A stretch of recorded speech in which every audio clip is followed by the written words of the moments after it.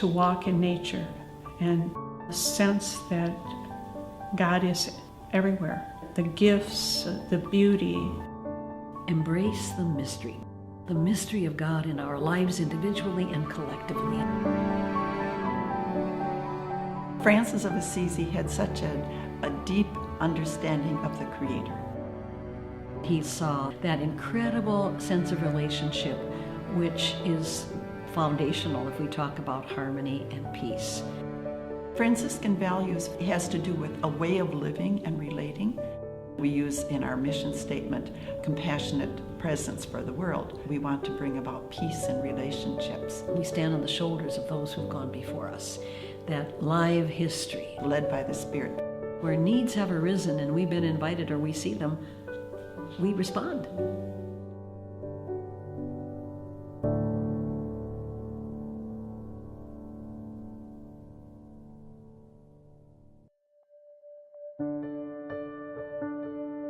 I pursued a career in education I felt could really affect change. My ministry in working with men and women in corrections was not only assisting them with the skills that they needed, but it was also in ways of helping them find ways to find success in themselves. It had been maybe 5, 10, 20 years since some of them had been in school. They began with little successes. You know, it might be as simple as writing a paragraph. They would begin to feel good about themselves. I listened, and they built up a sense of trust. Sometimes the probation officers would say, you know more of their story than I do.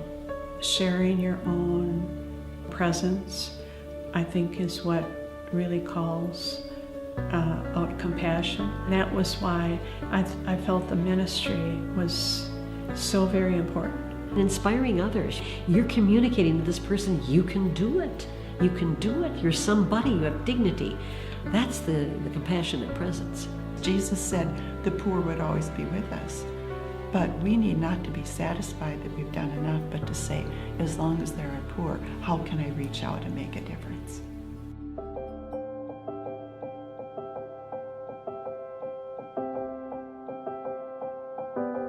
I entered in 1949, so I guess that would make it 65 years. Wonderful years. I have always been able to be associated with and work with the poor, the marginalized. Finally got to be a missionary in Peru at the age of 50 and was there for a total of 21 years. Worked a lot in medicine, working with the healthcare workers, working with teachers, training liturgists. I'm happy that I'm able to help some people learn English. It's enabling them, empowering them. My first experience in mission was teaching first grade, and I've never lost the love of little children. I also work in the resource room, open 1 day a week for the poor to come to get basic necessities. We see people who have just gotten out of jail, or we see homeless. I see daily the suffering of the immigrants who live in fear and live in the shadows. And to be able to accompany them in some way is a joy for me. I receive more than I give. My own spirit is richer because of having met those people. Empowering people, the ability to empower one another and encourage and support. I think that's a strong gift that our congregation has received from the Spirit. To go about bringing peace in the world, to be peacemakers. Francis and Clare of Assisi never set out to do a big institutional project. It was only relating one person at a time.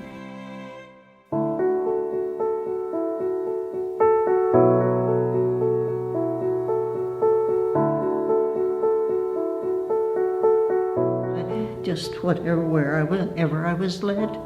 33 years here in the States, primary and secondary education, and 33 years active in missionary area in Cambodia and in Sierra Leone.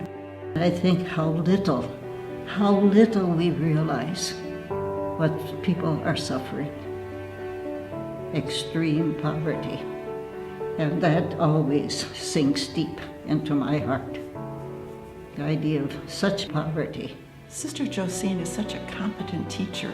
Her zeal to have the students become the very best people they can be. We started with 127 adults who needed English to work, who were helping to rebuild Cambodia. When I left, there were 900 students, and now there are almost 5,000. She planted a seed and taught others. My goodness, it's flourishing. She's tireless as an educator. The fact that she continues to tutor says everything about who she is. I could say that without God's grace, I could do nothing. It was all God's gift. You don't dwell on your age, you dwell on how much grace God's give you to be able to continue to serve.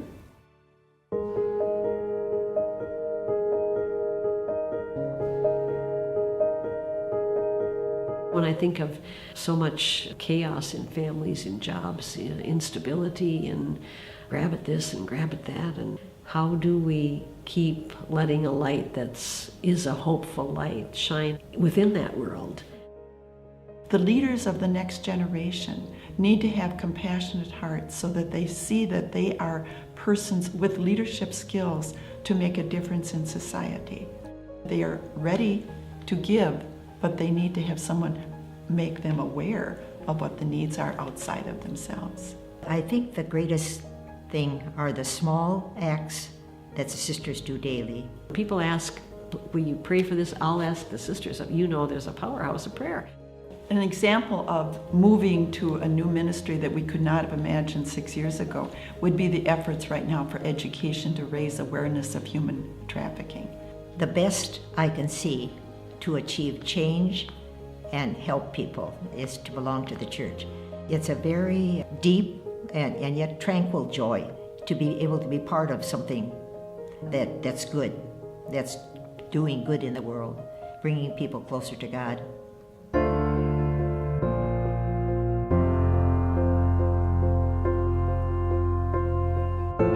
Over the years, the Sisters of St. Francis always depended upon their benefactors. Many of our sisters went into diversified ministries with no guarantee of salaries. Only because of the goodness of people can we move forward and continue to make a difference. Where needs have arisen and we've been invited or we see them, we respond. We don't sit down, we just are tireless in the work that is before us. I'm here to serve till I no longer can. There's so much joy all around us. The Sisters of St. Francis are sharing the meaning of their lives, the source of their spiritual joy, and partnering in relationships so together we have a better society.